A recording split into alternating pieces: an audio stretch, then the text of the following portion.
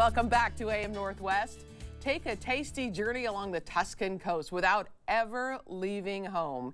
Here to share recipes that combine maximum flavor with minimal effort, we welcome the author of Italian Coastal, Recipes and Stories from Where the Land Meets the Sea, Amber Guinness. Good morning, Amber.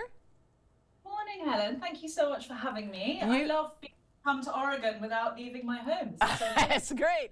You're in Florence right now, where you live. Now, you were born in London, but raised in Florence. Is that right?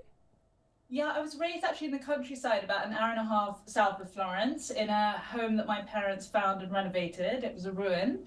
And I spent the first 13 years of my life there.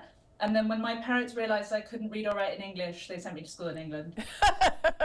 Well, you learned how to cook from your mom. By the way, the cookbook is absolutely beautiful, beautiful. So tell me what you're going to show us today from your cookbook. So today I'm going to show you raspberry tiramisu, and the book Italian Coastal, it's not a definitive guide about the Italian coast. You know, there's over 4,000 miles of coast in Italy, so this is about quite a specific area along the Tyrrhenian Sea. This is a part of Italy. We have our two kind of most active volcanoes, or three. You have Stromboli, Etna, and of course Vesuvius. And what that means is that the land is very rich with minerals, and so we're blessed with amazing produce, fruit, vegetables, etc. And it means that they're very good here at playing on a classic. So what I want to show you today is a raspberry tiramisu. Tiramisu is obviously probably one of Italy's most famous desserts. You know, coffee, liqueur, ladyfinger biscuits, mascarpone. But when the summer comes, people play with it, and they use berries or often strawberries. You'll have people asking in the market, but I'm going to do it with raspberries. And I've taken about 1 pound and 7 ounces of raspberries, and I've soaked them in Marsala wine for a couple of hours. And Marsala wine is a dessert wine from Sicily, but you can use anything you can get. You know, I've even at a push used white wine, which I've just put some sugar in.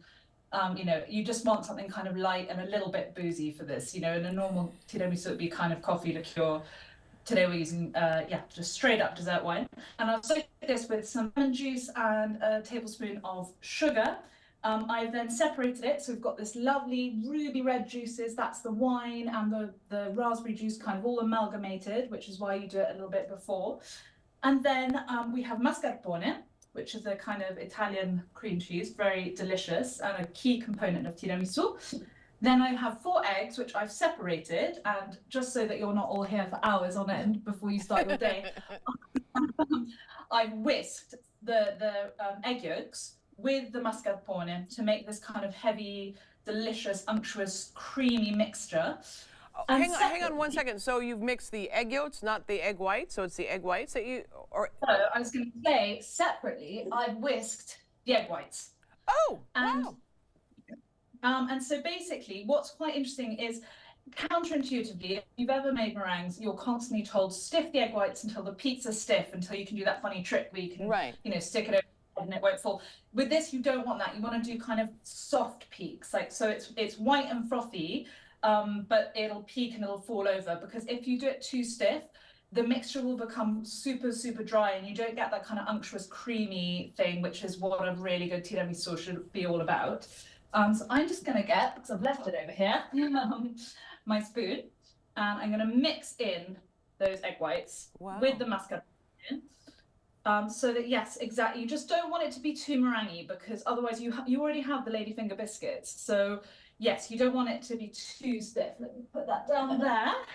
A quick question, because you grew up watching your mom cook in the kitchen. Yeah. And then now your son is watching you cook in your kitchen. He is. I've banished him because he's quite squawky, so I'm not sure that's a very good morning thing to listen to. That's a little mind though. Yeah, he loves watching me cook. He's kind of at the stage he likes scrambling his own eggs, and yeah, he's a joy, and I'm very excited to share some cooking with him in the same way my mum did with me. Awesome. Okay. So next stage, I've got my ladyfinger biscuits, and I'm dipping them in that ruby red delicious juice, and you don't want to do it for too long. You just want to kind of lightly dip it, sugar side down, and the idea is that later we're going to put this in the fridge for about 3 hours before eating, and that liquid is going to slowly make its way down the biscuit without then flooding the base of the of your dish with liquid, and so it's all kind of amalgamated, and it makes a bit more sense, if you see what I mean. Yeah. Yeah, that's about as long as I would do. And then here we go. And what's nice about this dessert is it's pretty quick to put together. You just need to then allow for time to leave it in the fridge. So, and break up the biscuits as and when you need. I'm now putting over some of that mascarpone cream, just smoothing it out over the back. And this is probably enough for about 2 layers, but again, you can literally use whatever vessel you like. You don't have to be too precious about this. I've even here, to show an example, you can even do little individual ones, which are quite fun too, if you want to have a slightly more fancy dinner party vibe. I would say this is more kind of like sharing family style, just having a big dish of this. I'm now going to get a few of those raspberries and put them on the dinner. You have a number of recipes. I don't remember, I didn't count, but you have a number of recipes, including like rigatoni you love to make as well. The photo of that dish is called rigatoni al fuoco, and it is my absolute go-to.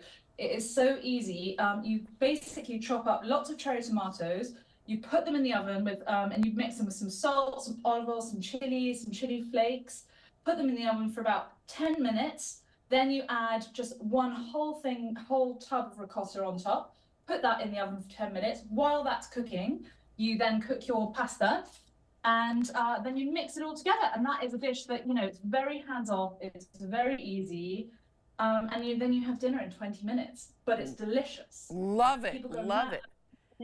Dinner party, people go, you know, crazy. They absolutely love it. And I've had, you know, I've been able to talk to them and haven't had to kind of be running around doing lots of complicated things last minute. So here we go. I'm just doing the second layer of mascarpone cream. So you see what I mean about this unctuous thing? It's not stiff, right. It's not meringue, creamy, which is the key component to a yummy tiramisu. And yeah, you can smooth out to the sides, or you can leave it a bit messier. It's totally up to you. It's a low-fuss dessert, which is all about sharing with friends and family. And also, it's a nice talking point because you say, this is a tiramisu, but it's a different tiramisu. Yeah, yeah. Do you take some of the recipes, I understand, from little restaurants and cafes in the area and then kind of change them up a little bit? Exactly. So, the Mediterranean Sea, which is the area I focused on, it goes from Tuscany down to northern Sicily, and it includes all those amazing blockbuster, most gorgeous places in the world like Amalfi, Capri, etc. But I really also wanted to celebrate those little beach shacks where the locals eat, where you might eat something really surprising and really sensational. So, throughout the years, I've visited places, I've tried things. Whenever I tasted anything interesting or a little different or something that I felt was worth telling a story of, I take it home and I try and recreate it, or in lots of instances, because I have lots of friends in this part of the world, they've kindly shared recipes with me. That's so great. Which is really nice. Yeah, that is so great. So it looks like your tiramisu is ready to go. Do you put it in the fridge for a little bit? Yeah, now you put it in the fridge for at least 3 hours, but it could be overnight. So basically you just make this when you have time, when it's easy. And then you bring it to your guests and they'll really enjoy it. And as I say, you can even do little individual ones if you're feeling fancy. Love it, love it, love it. We want to tell everyone the cookbook again is titled, and it's beautiful again, Italian Coastal Recipes and Stories from Where the Land Meets the Sea. Amber Guinness, thank you so much. Thank you, Helen. Lovely to be here. Have a nice day. All right, we'll be right back with more AM Northwest. Don't go away.